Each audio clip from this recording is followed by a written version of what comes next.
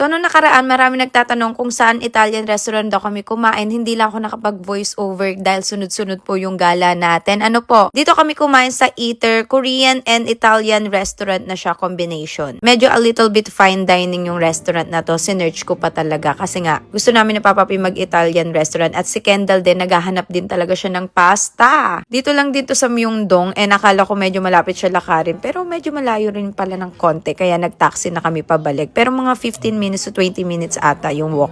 So, pipili tayo ng wine list nila. And then, ito naman yung menu nila. So, masarap daw dito sa restaurant.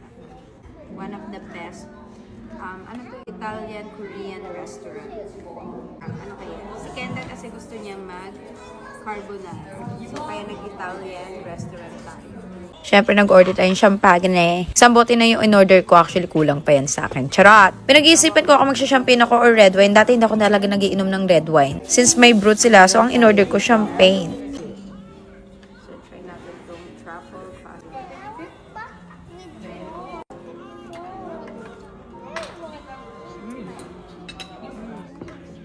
Sesame? You can always do it.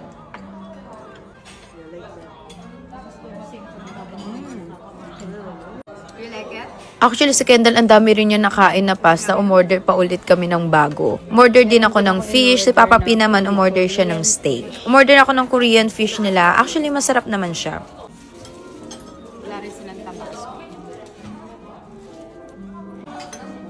Masarap siya. Butter pa lang. Meron din tayong fries.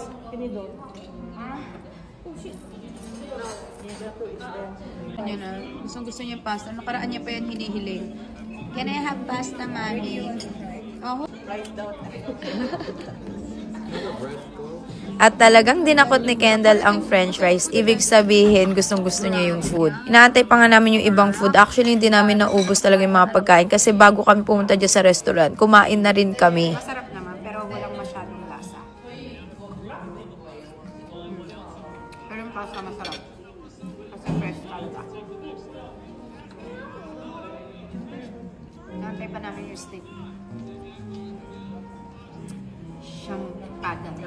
Sunod-sunod din yung mga kain namin. Kaya yung mga angels ko, sunod-sunod din yung pagkakabusog. Kaya minsan nagtitingin na lang kami at hindi namin naubos. Kasi minsan din talaga wala din ditong take out. Meron tayo ditong napakaliit na appetizer na beef. And si Papa P ang in-order niya yung steak. And finally, dumating na. Itong steak na to medyo pricey. And ewan ko kay Papa P bakit hindi niya nagustuhan. Malambot naman, masarap. Pero hindi daw niya type. Bye-bye.